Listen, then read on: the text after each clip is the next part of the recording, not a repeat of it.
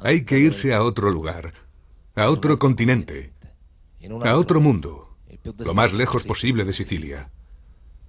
Porque aquí siempre se acaba de la misma forma. Aquí siempre vas a acabar muerto.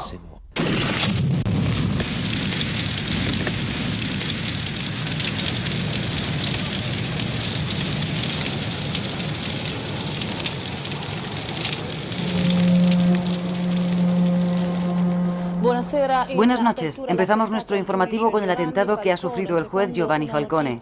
Nos han informado de que Giovanni Falcone ha fallecido hace poco tiempo en el Hospital Civil de Palermo. Pero vamos a tratar de reproducir este gravísimo suceso. Una violenta explosión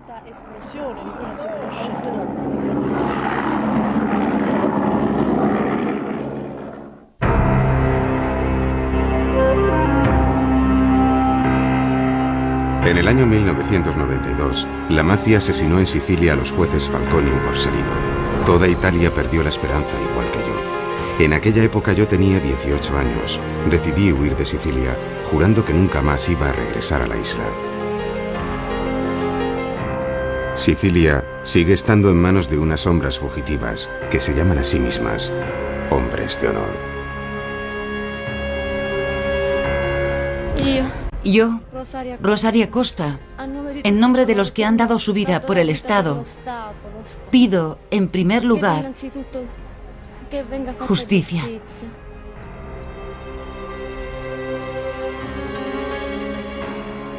La mafia no puede cambiar y pisotear este derecho santísimo que nos ha sido dado por Dios. Este pueblo, el pueblo siciliano,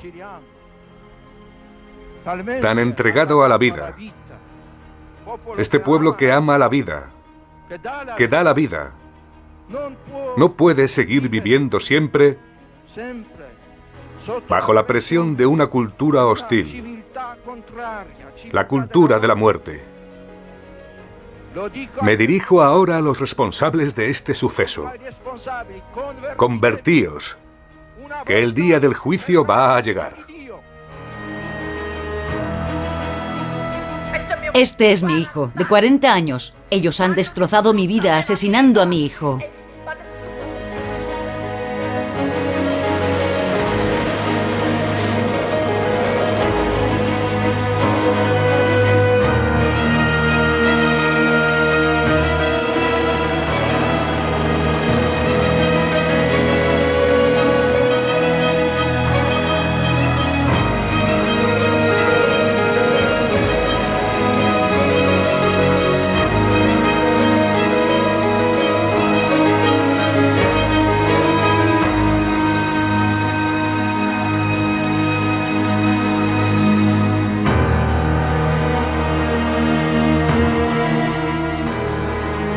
Bernardo Provenzano, el fantasma de Corleone, lleva 40 años viviendo como un renegado.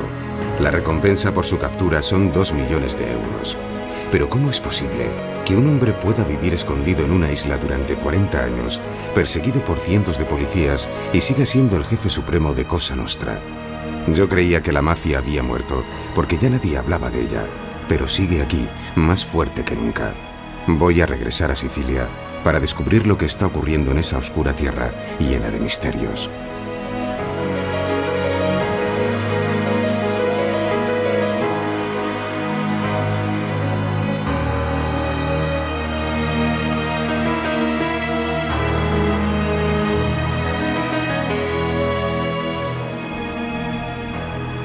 No había vuelto desde hacía 10 años, desde que asesinaron a Falcone y Borsellino.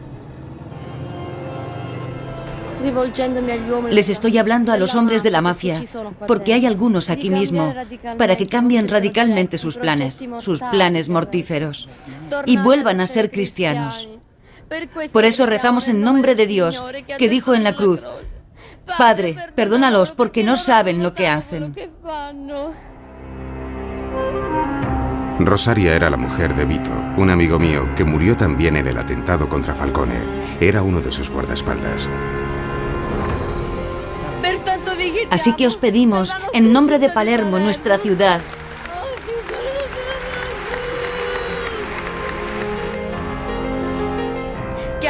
que habéis convertido en una ciudad de sangre. Demasiada sangre. Que también vosotros trabajéis por la paz, por la justicia, por la esperanza y por el amor para todos. Porque no hay amor. No hay nada de amor, en absoluto.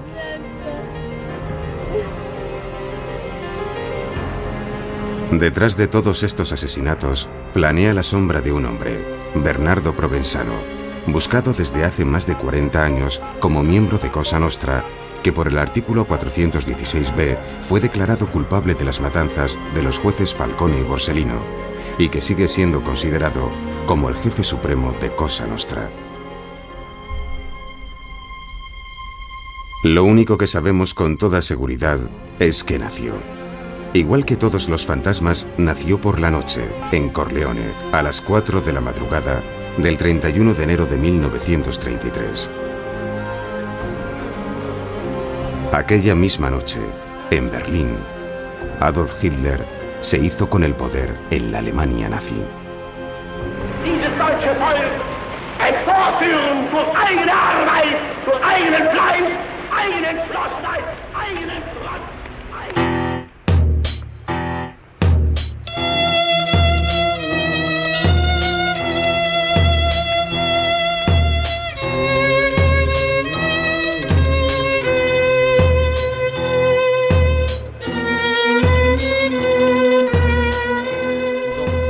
Discúlpeme, busco los archivos criminales. Los archivos criminales están abajo, en los sótanos. El señor Alfano acaba de bajar hace un segundo.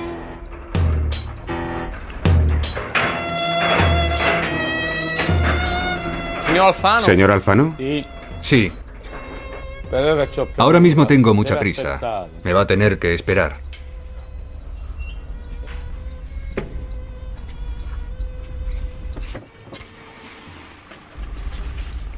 No le debería dejar que lea esto, pero se lo voy a enseñar.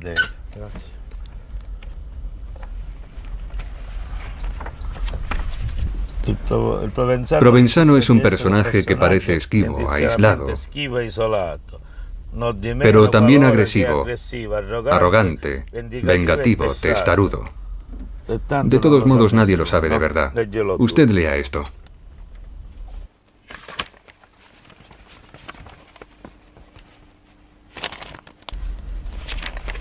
Final del pacto de paz entre la mafia y el Estado. Bernardo Provenzano y los demás capos quieren lanzarse a otra temporada de derramamientos de sangre.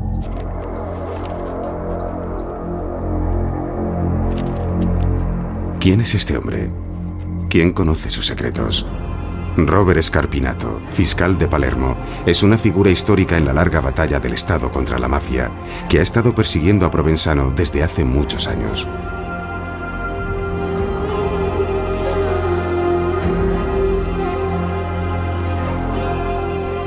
Doctor Scarpinato, lleva usted persiguiendo a Provenzano desde hace años. ¿Quién es Bernardo Provenzano? Es un ex granjero que se expresa en un italiano muy incorrecto. Le llamaban el tractor, porque durante los tiroteos derribaba a los contrarios con la violencia de un tractor. Y más adelante se convirtió en el jefe de Cosa Nostra. Podríamos decir que Provenzano no solo es un monstruo, sino que es una parte de nuestra sociedad. El fiscal sustituto de Palermo, Guido Loforte, trabajó con el juez Falcone. Él también ha estado persiguiendo a Bernardo Provenzano desde hace muchos años.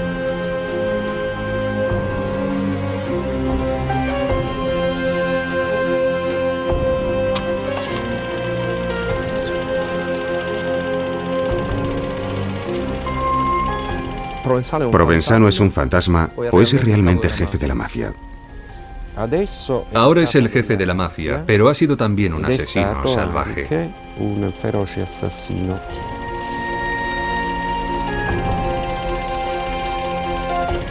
Provenzano empezó como un ejecutor, como un asesino.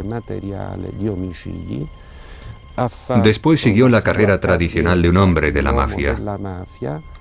Según los ritos de la organización, pasó de asesino a hombre de negocios y luego a estratega.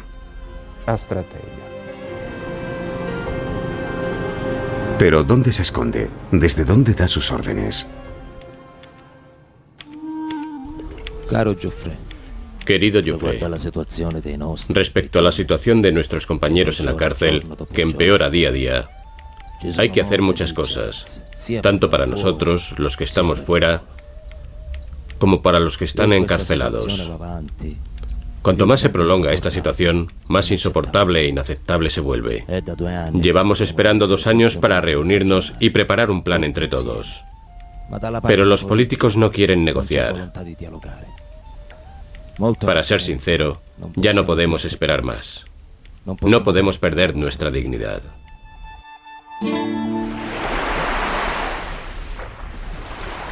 Confidencial. Servicios secretos. Fuentes anónimas informan de que Cosa Nostra intenta romper la aparente calma de estos 10 últimos años. Para contraatacar el asedio impuesto por el gobierno con sus condenas de cadena perpetua a los mafiosos, es muy probable que Bernardo Provenzano pronto realizará nuevos ataques dirigidos contra importantes miembros del gobierno italiano, etcétera, etcétera, para revivir una guerra abierta como la de los años 90, cuando realizó múltiples atentados con bombas. ¿Podrá el jefe de Cosa Nostra dar un golpe antes de que sea capturado por la policía?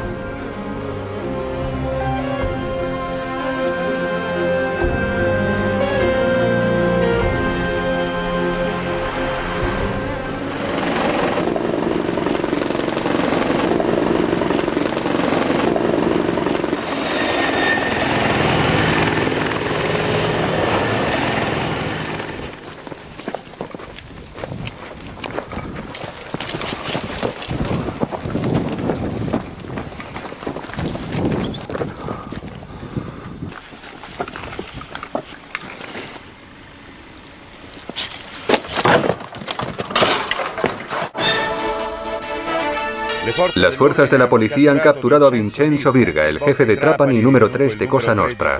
Era un hombre cercano a Bernardo Provenzano, que lleva 40 años dedicado a su actividad criminal. En sus escondrijos encontraron unas misteriosas cartas escritas y recibidas por Provenzano que hablan de personas libres de toda sospecha y hacen prever unas situaciones terroríficas. La captura de Vincenzo Virga llevó 3 años de investigaciones, 3 años llenos de grandes sacrificios, de investigaciones muy complicadas en una vasta zona inhóspita bajo el control de Cosa Nostra. Giuseppe Linares, nombre en clave El Cazador, es el jefe de la unidad operativa que en los últimos 10 años ha capturado más fugitivos de la mafia que ninguna otra unidad. Aparte de las dificultades técnicas, jurídicas y medioambientales que implican las investigaciones necesarias para poder capturar a Provenzano, lo más probable es que no le capturemos hasta que no comprendamos que la captura de un fugitivo no es un fin en sí mismo. Una captura siempre tiene que ir acompañada por un estudio del terreno en el que vive el fugitivo. Este trabajo nunca es inútil, es siempre productivo, porque permite aislar al fugitivo, creando una zona devastada a su alrededor. Un fugitivo no se da la gran vida. Siempre está acosado, vive en escondrijos y siempre se ve obligado a cambiar de refugio. Pero por encima de todo, siente un miedo tremendo. Siente 3 miedos. El miedo a ser capturado, el miedo a ser vendido y el miedo a ser traicionado o descubierto por un clan rival de la mafia. Así que es usted un hombre que estudia a otro hombre. En primer lugar, estudias un mundo, estudias una raza, y dentro de la raza estudias a un rebaño. Y luego dentro del rebaño estudias a su líder. Estudias las leyes de apareamiento del rebaño, su búsqueda de comida. Y estudias su carácter.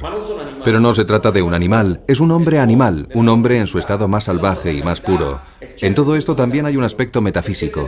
A veces nos descubrimos soñando con el fugitivo, ¿cómo le podríamos capturar?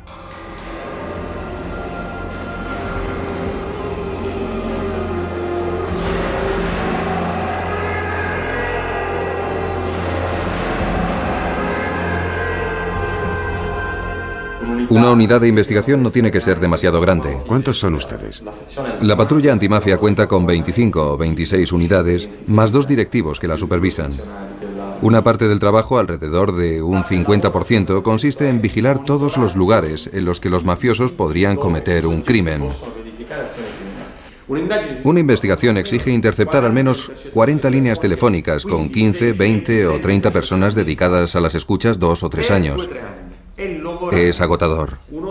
El hombre que tiene que escuchar con sus auriculares a 3 o 4 personas acaba exhausto. Debe reconocer las voces, los sonidos, las actitudes y los caracteres de esas personas. ¿Dónde está escondido ahora Bernardo Provenzano? Esta es la parte de Sicilia en la que está escondido Bernardo Provenzano. Es un maestro de la ocultación. Es un maestro de la mistificación. No permite que sus colaboradores intercambien informaciones sobre él. Ha creado una red de 3 o 4 cómplices sin antecedentes penales. Prácticamente no ve a nadie, ni siquiera a su familia que vive en Corleone y con la que no se reúne jamás. Dentro de este territorio que va desde Palermo hasta Trapani y Agrigento, hay una zona caliente en la que es seguro que se escondió Bernardo Provenzano y a la que es probable que vuelva. Hemos instalado micrófonos en todos esos lugares y mis hombres están en situación de alerta las 24 horas del día. Él nunca ha tenido un teléfono móvil y jamás lo ha utilizado. Para comunicarse utiliza un método antiguo, unos pequeños trozos de papel con información escrita a mano. Esos papeles pasan de mano en mano, de ciudad en ciudad, atravesando mares y océanos. Es un sistema lento, pero muy eficaz. Un sistema inventado por un auténtico genio del mal.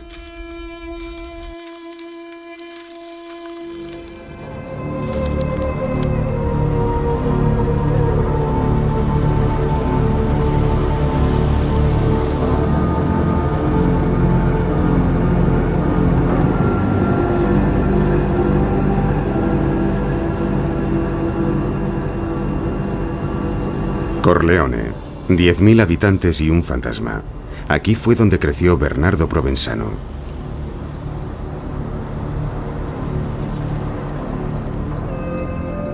En la década de los 40, la vida en Sicilia es muy dura. Su padre es un campesino. Provenzano, todavía un niño, trabaja en el campo con él.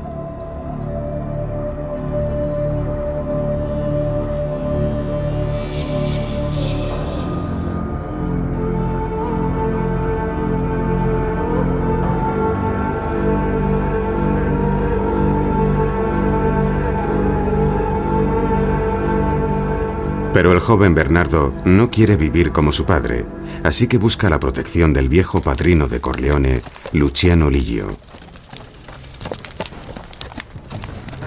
El 17 de septiembre de 1958, el capo le ordena que se ocupe de un granjero que no se somete a su poder.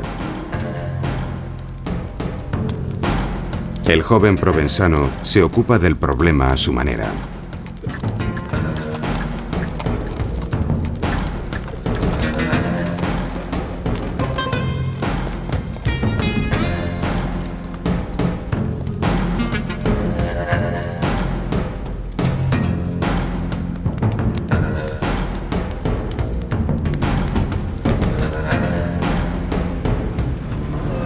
Tenemos noticias de él hasta una noche de septiembre del año 1963.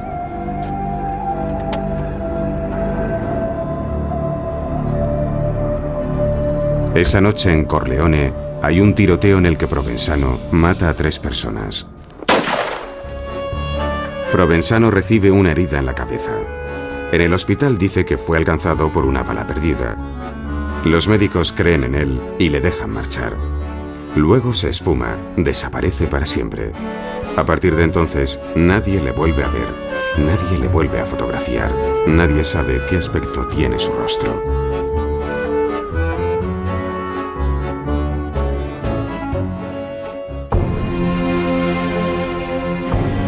Años más tarde, el padrino de Corleone, Luciano Liggio, es arrestado en misteriosas circunstancias. Nadie sabe quién hay detrás del arresto. Después del arresto, el joven Bernardo, junto con sus amigos Totò Riina y Calogero Bagarella, se convierte en el jefe del clan de Corleone. El 10 de diciembre de 1969, el joven provenzano Riina y Vagarella declaran la guerra al clan de Palermo. Un renegado de la mafia, Nino Calderone, nos cuenta la matanza de la que fue testigo. Se bajan del coche 3 hombres, Riina, Vagarella y Provenzano, todos ellos armados. Vagarella grita que no se mueva nadie y tras unos momentos de silencio empiezan los disparos.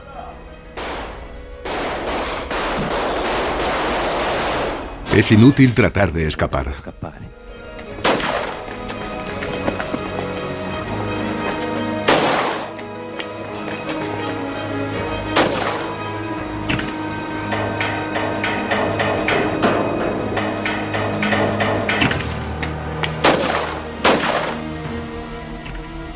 Los enemigos, uno tras otro, caen bajo las balas de Provenzano.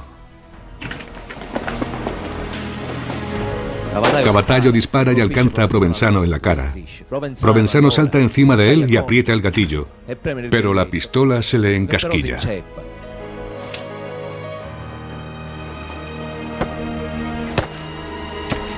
Así fue como el primer clan de Palermo fue eliminado. Pero de los 3 mafiosos de Corleone, solo quedan 2, Bernardo Provenzano y Totò Riina, que a partir de entonces iniciaron su ascenso al poder. Pero ¿cómo consiguieron hacerse con el poder de Cosa Nostra, la mayor organización criminal del mundo occidental? ¿Quién puede responder a esta pregunta? ¿Quién conoce la verdad?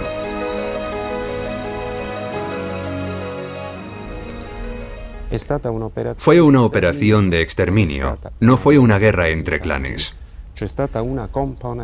Había un elemento, el clan de los Corleonesi, que decidió borrar de la faz de la tierra a todos sus rivales, los llamados moderados. Y no solo eliminaron a todos sus enemigos conocidos, sino también a todos los que podían despertarles la menor sospecha o representar una amenaza para su carrera de ascenso al poder. A pesar de su inocencia, asesinaron a padres, amigos, mujeres y niños, siguiendo la implacable y estratégica lógica que afirma que un niño, al hacerse mayor, podría vengar a su padre asesinado.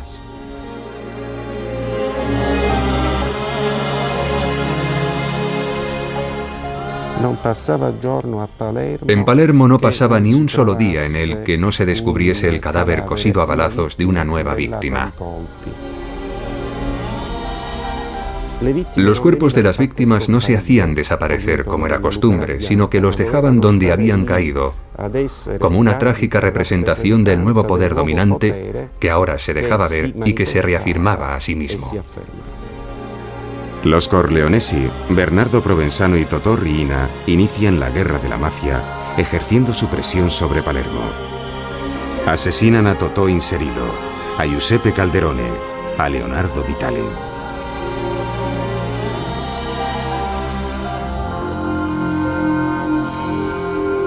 Después asesinan a Pino Greco, a Michele Cavatallo y a otros 4 hombres, la totalidad del clan de Santa Maria di Gesù, en el atentado de la avenida Lazio. Asesinan a Saro Riccobono, asesinan a los familiares de los renegados de la mafia y después asesinan a Stefano Bontade. Gaetano Badalamenti huye a América. Tomás Buscetta escapa también y se convierte en informante renegado, por lo cual asesinan a 28 de sus parientes. En esos momentos Totò Riina se hace con el poder en Palermo. Bajo su mando están Natale Bonafede, Andrea Maglieracina, Benedetto Spera y también Salvatore Lo Piccolo, Nino Giuffre y Matteo Messina Denaro.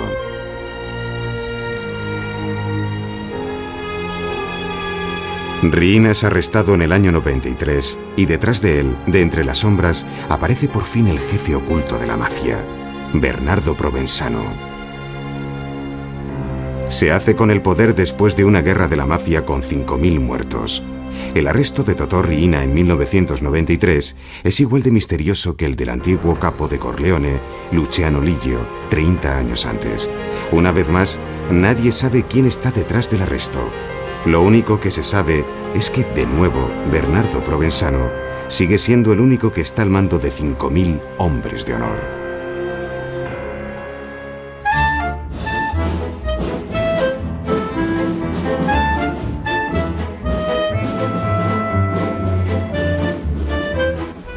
¿Ha oído hablar alguna vez de Cosa Nostra en su mundo cotidiano? ¿De la organización criminal llamada Cosa Nostra? No, señoría. Yo no he tenido relación con ningún criminal de Cosa Nostra. La pregunta era si había oído hablar de ellos. Perdón, no, nunca he oído hablar de ellos. ¿Nunca ha oído hablar de la organización? ¿Usted no conoce a esa organización? No. ¿No sabe nada de ella? No. ¿Solo lo que ha leído en los periódicos? Sí, he oído hablar en la televisión y en los periódicos.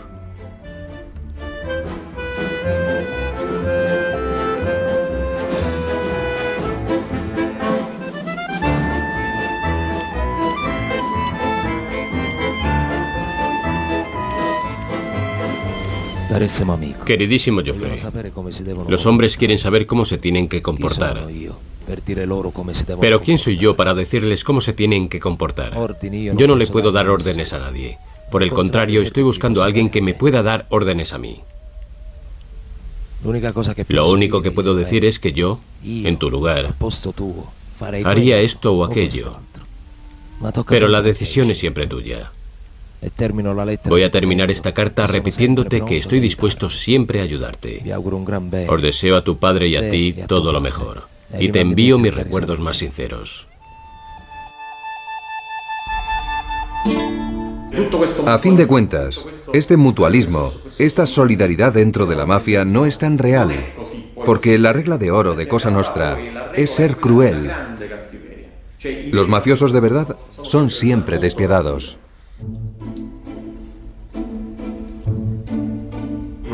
Había una especie de cultura mafiosa que fue destruida irreparablemente por la mafia de los años 80 y 90. La cultura del mafioso que no mataba porque era pecado. La cultura del mafioso que no tocaba a los niños está definitivamente muerta y enterrada. Ahora estoy sola. Yo no tenía a nadie, solo a este hijo mío. No le deberían haber asesinado de esa forma. Lo estrangularon y luego le dieron un baño de ácido. Y si ahora esos hombres quieren venir a matarme, pueden venir a matarme y me iré al lado de mi hijo.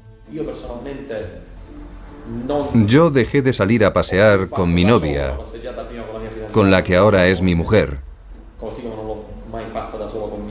y luego con mi hija a partir de 1996. Solo recuerdo nuestra luna de miel, que fue el único momento de respiro que me permití a 4.000 kilómetros de Sicilia. Y a pesar de todo, durante mi luna de miel hicieron 2 llamadas anónimas amenazando con matarme.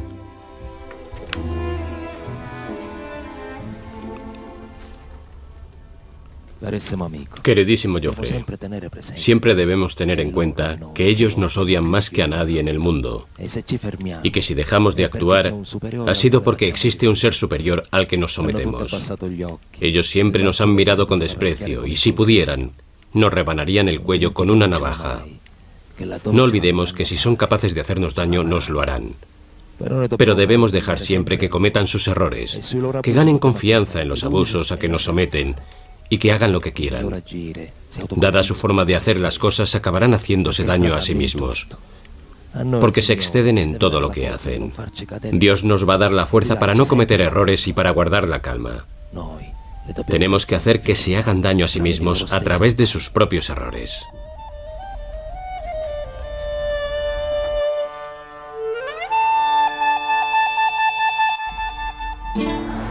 Es una batalla. La mafia identifica a los que están en su contra y los estudia. Y nosotros estudiamos a la mafia para enterarnos de lo que están estudiando ellos. Es una historia de nunca acabar. La situación del investigador es una situación de poder, pero también una maldición, porque significa ser un proscrito. No poder compartir las cosas que hacen los demás. No poder tener una familia. Significa tener que enfrentarte a tu padre y a tu madre que te dicen que eres un fracasado. Creces en una familia de Trapani y vas y arrestas al alcalde o a un amigo de la familia que viene a casa en Navidades y que fue a mi boda. Arrestas a sus amigos, a los maridos de las amigas del club de bridge de mi madre. Mi madre tiene 60 años. Y más de una vez me ha dicho, pero ¿por qué lo tienes que hacer tú? Deja que lo hagan otros. Esa es la historia. Así que vive usted igual que el fugitivo al que está buscando. El hombre al que persigo tiene una gran ventaja. Que no tiene que respetar ninguna regla. Lo único que tiene que hacer es huir.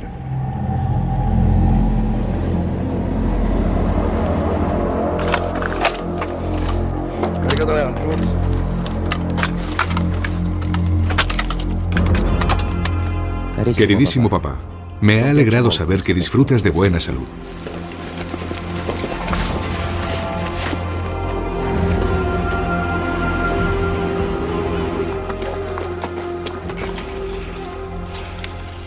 Te he desobedecido un poco respecto al asunto del que hablamos.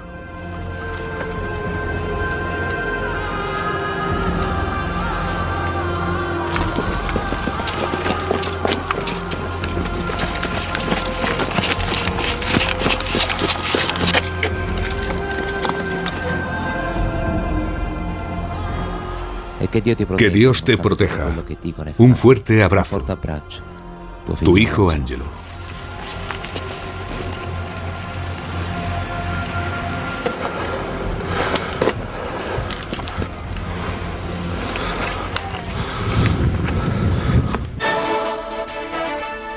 La policía nos acaba de informar del arresto del jefe de los jefes de Cosa Nostra, el capo fugitivo desde hace 40 años, el último de los padrinos, el legendario Bernardo Provenzano, que después de ser esposado fue conducido a la comisaría. Discúlpenme, ahora mismo nos acaba de llegar un nuevo comunicado de prensa, una noticia sensacional que se ha producido en estos últimos minutos. Al parecer el hombre al que arrestaron hace unas horas ha declarado que no es Bernardo Provenzano. De hecho, se ha confirmado que no se trata de él, de Bernardo Provenzano, sino de alguien que se le parece mucho. La policía ha cometido un tremendo error.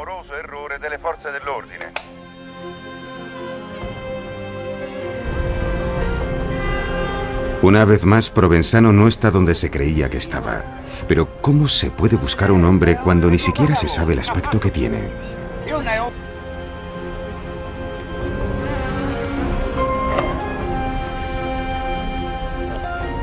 Estamos envejeciendo su rostro en el ordenador para crear un retrato robot lo más parecido posible a él. Lo actualizamos constantemente, según las informaciones de los mafiosos que compartieron con él su escondite. El hombre tiene unos 60 años, no tiene ningún rasgo especial. Lleva gafas con montura dorada, pelo corto. Estudiamos su carácter, su psicología, de qué forma se enfadaría y cómo reiría. Gracias a estos retratos simulados descubrimos cuántas arrugas podría tener y dónde, porque cada estado anímico genera unas arrugas diferentes.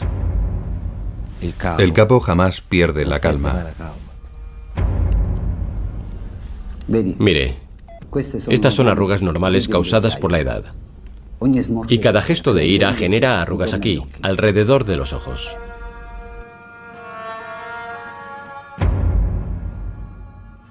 Aunque duerma a menudo en el campo o al aire libre, don Bernardo va siempre bien afeitado. Cada sonrisa genera arrugas alrededor de las mejillas, por aquí. Pero ¿cuántas veces habrá reído este hombre? Un hombre que vive perseguido, que ha ordenado centenares de ejecuciones y que ha hecho que disolvieran a niños pequeños en un baño de ácido. Este es el fantasma de Corleone a los 70 años. Si le encuentra usted antes que nosotros, háganoslo saber. Un nuevo rostro para Provenzano. Un cirujano plástico para el capo. La simulación por vídeo del cazador resulta ya inservible. Provenzano ha vuelto a ganar. ¿Pero existe realmente este hombre? En enero de 1992 se corre la voz de que ha muerto, pero al llegar la primavera, Salvatore Traina, un abogado de Palermo, recibe una carta certificada. El remitente es Bernardo Provenzano, que le nombra oficialmente su abogado defensor. El fantasma sigue vivo.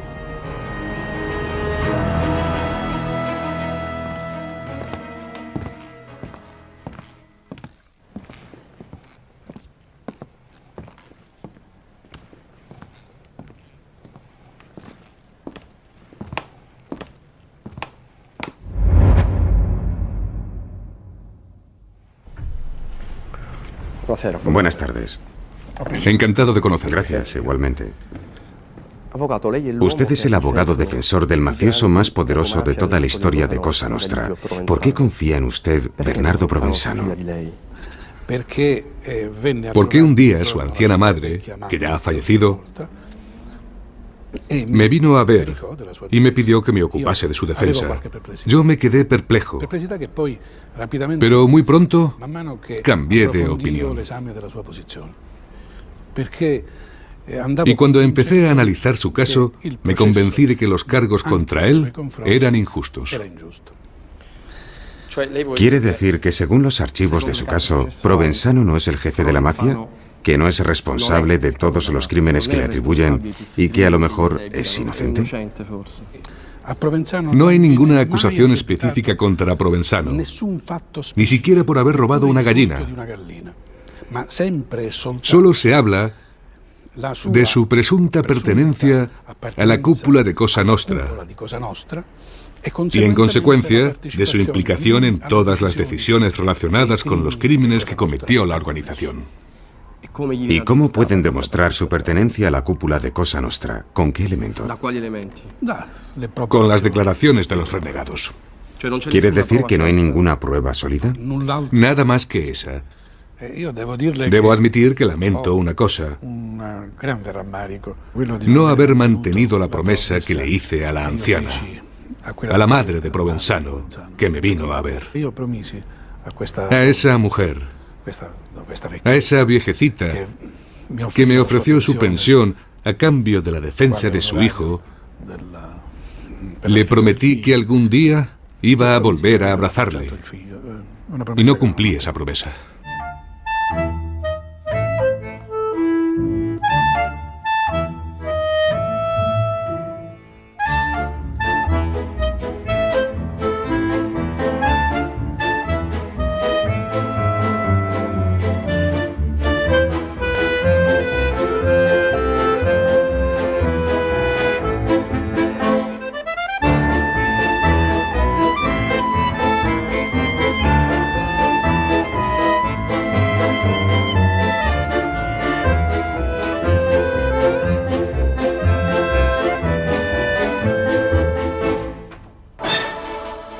El capo Benedetto Spera fue arrestado anoche en una casita de campo abandonada de la región de Meccioliuso. Spera, el número 4 de Cosa Nostra, era un hombre muy cercano a Bernardo Provenzano que escapó del arresto. Parece como si alguien le hubiera avisado antes para darle la oportunidad de escapar. El círculo se está cerrando alrededor de Provenzano y los investigadores cada vez están más cerca de capturarle. Cuando me vengáis a buscar, no me encontraréis. Cuando me vengáis a buscar, no me encontraréis. Cuando me vengáis a buscar, no me encontraréis. Cuando me vengáis a buscar, no me encontraréis. Comprad sal, sal marina, blanca, limpia y refinada.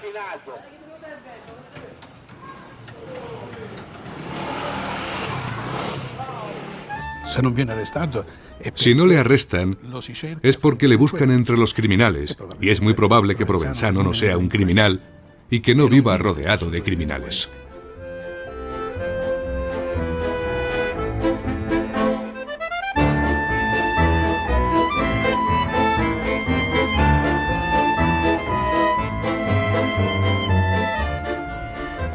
La experiencia de Jesucristo, y por supuesto que no se me pasa por la cabeza comparar a Provenzano con él, nos enseña que para atrapar a alguien hay que comprar antes a alguna persona cercana a él. La ley permite a un abogado reunirse con su defendido, aunque sea un fugitivo. Por supuesto que la ley permite a un abogado reunirse con su defendido, aunque sea un fugitivo. Así que usted no niega que puede que se haya reunido. Yo ni lo niego ni lo afirmo. Ya le he dicho antes que no tengo la menor intención de hablar de esos asuntos porque atañen a mi profesión y son confidenciales.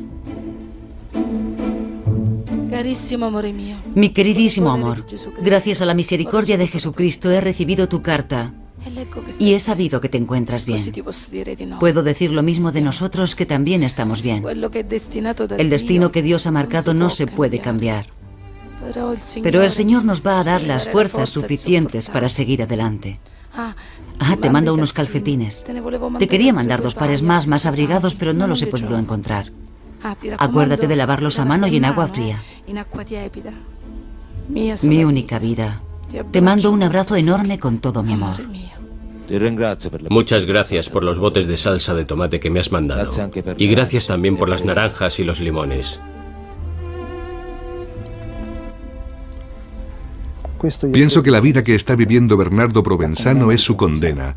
No ha acabado encerrado en una cárcel, pero vive encerrado como en una crisálida. Su prisión es la vida que ha decidido vivir. Su objetivo es inspirar el miedo y el respeto de los demás. Pero quién sabe, a lo mejor Bernardo Provenzano jamás ha existido como hombre.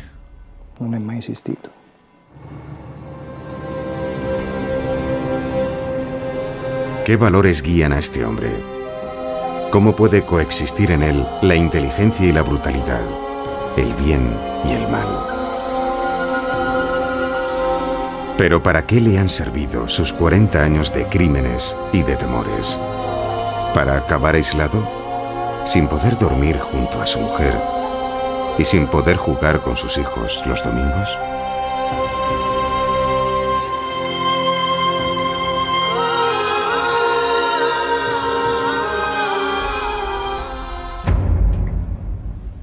Un proverbio siciliano dice: estar al mando es mejor que follar. Para alguien como Provenzano, estar al mando lo es todo. Girolamo Loverso es el mayor estudioso de la psicología de los mafiosos. El mafioso es básicamente un fundamentalista. Al entrar a formar parte de Cosa Nostra adquiere el estatus de hombre de honor, pero no se siente como un asesino.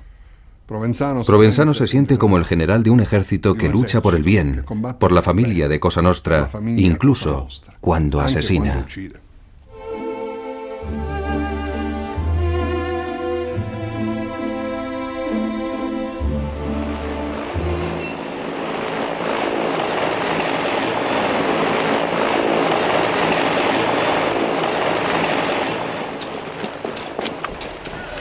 Antonino Giuffre, la mano derecha del capo Bernardo Provenzano, fue arrestado al amanecer.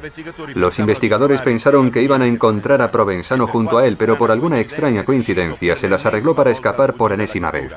La historia es muy similar a la del arresto de Benedetto Spera. Pero de todos modos el círculo se sigue estrechando alrededor de Provenzano. En la casa se encontraron cartas escritas y recibidas por Provenzano.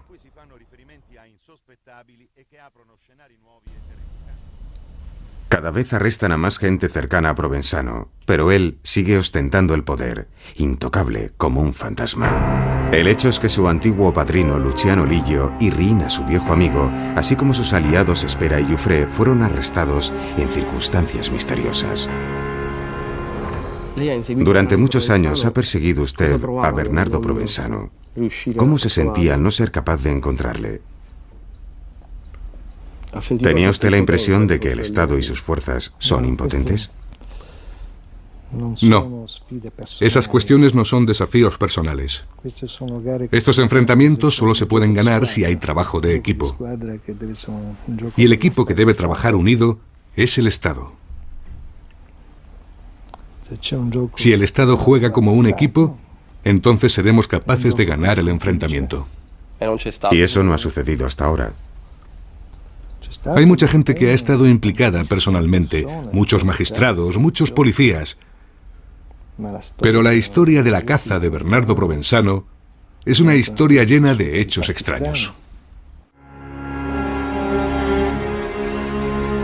De hecho, todos los investigadores que siguieron los pasos de Provenzano en el curso de 40 años fueron separados de la investigación del caso.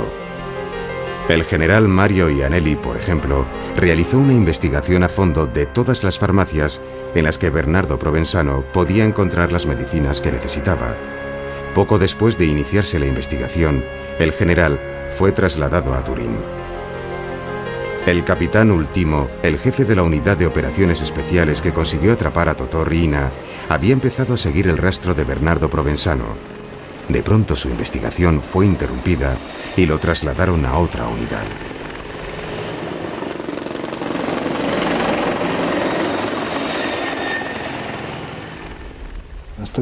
Es una historia rodeada de hechos extraños, de extraños homicidios, como el de Ilardo, un mafioso que había decidido colaborar con nosotros y que nos iba a llevar hasta Provenzano. Pero poco después, Ilardo fue asesinado justo cuando estaba a punto de llevarnos hasta Provenzano. ¿Quién le avisó a Provenzano de que Ilardo nos iba a llevar hasta él?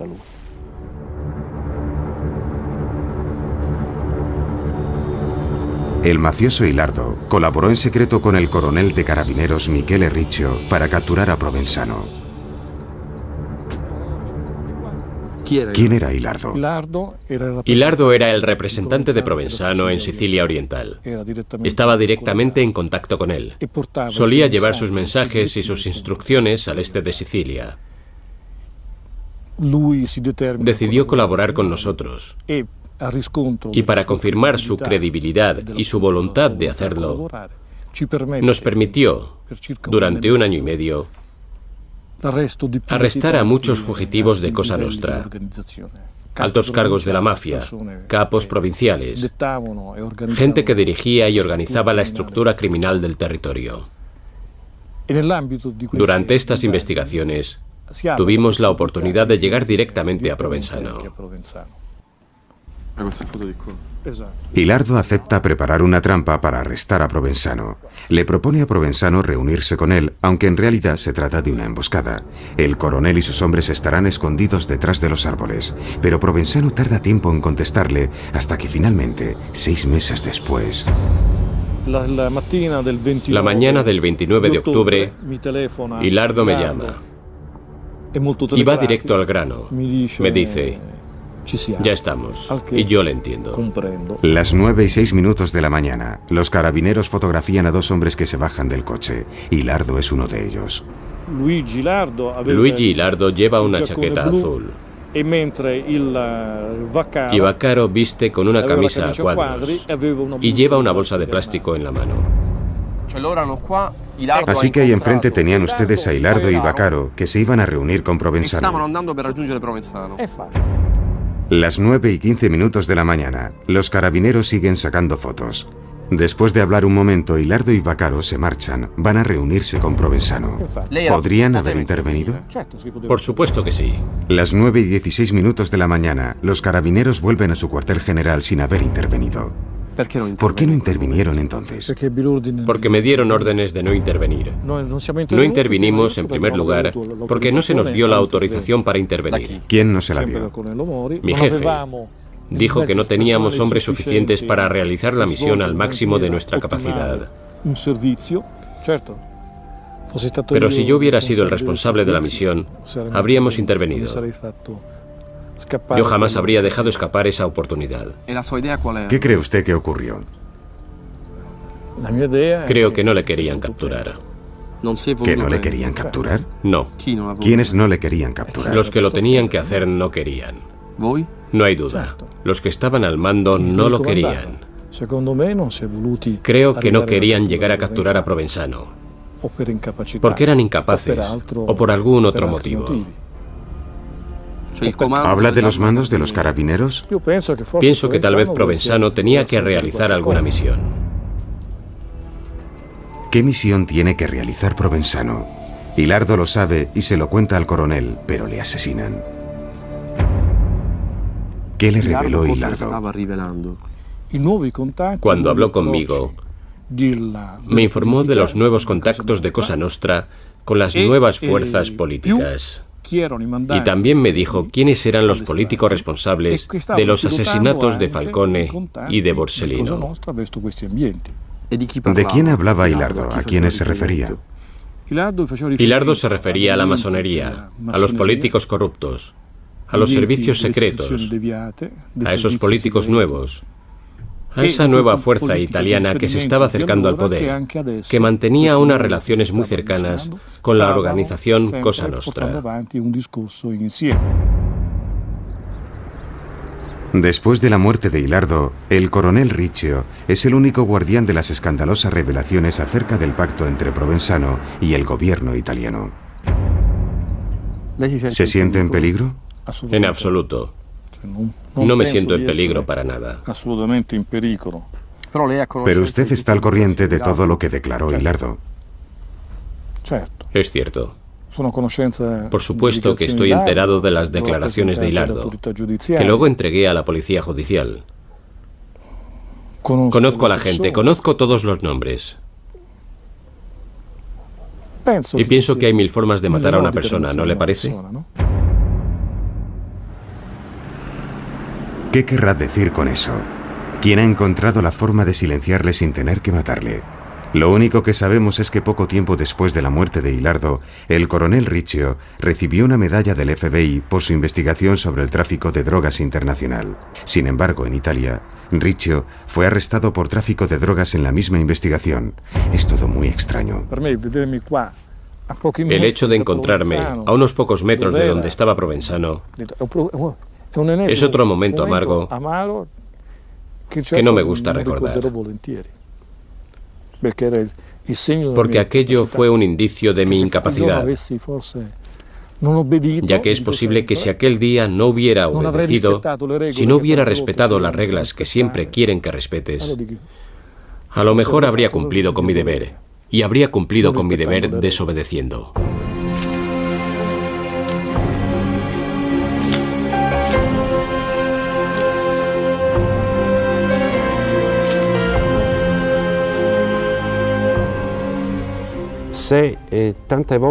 Si tantas y tantas veces estuvimos a punto de capturarle y se nos escapó por los pelos,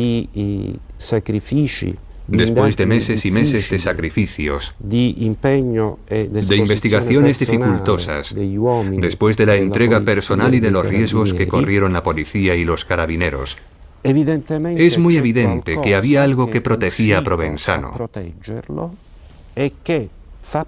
Una red de protección que consiguió crear a su alrededor,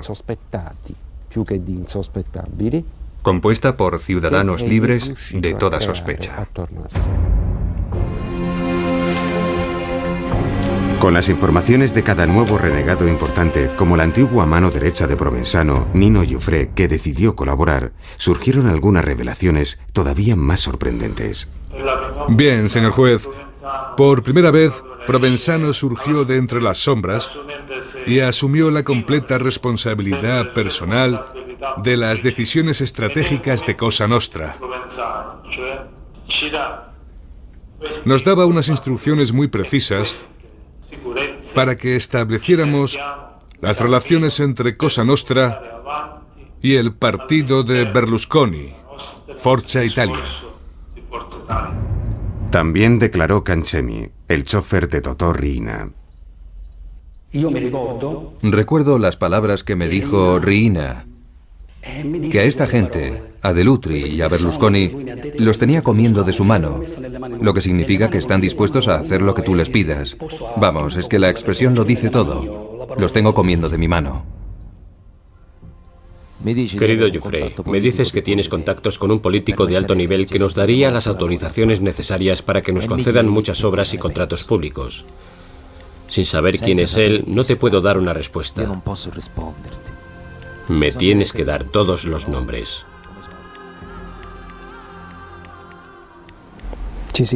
La gente se pregunta por qué no han atrapado a Provenzano en todos estos años.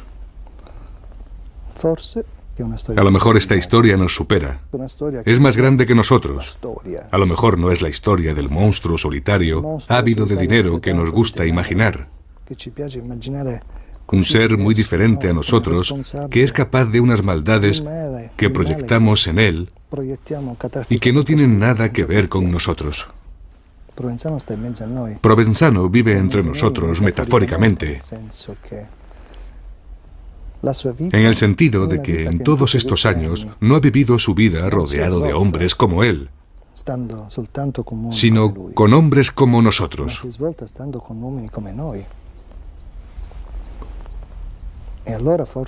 Y entonces podríamos decir que Provenzano no es un monstruo, sino que Provenzano es una parte de nuestra sociedad.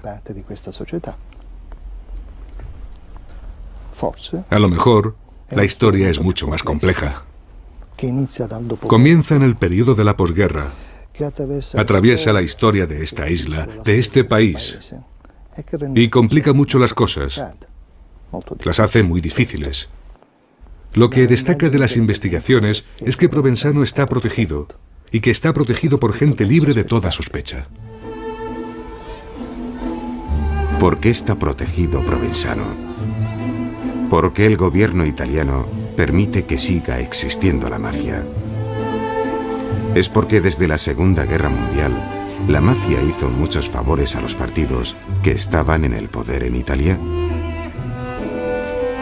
Es porque la mafia todavía sigue controlando millones de votos en Sicilia y fielmente los entrega como un donativo en cada elección. Es porque la mafia, siguiendo las órdenes de los partidos en el poder, ha eliminado a menudo a los hombres que les estaban creando problemas. ¿Consiguió la mafia a cambio la impunidad de sus jefes? ¿La dejaron en libertad para gobernar Sicilia? ¿Cómo y quién entonces podría romper este diabólico y perfecto equilibrio? Hombres heroicos como Giuseppe Linares, el coronel Riccio o el juez Falcone.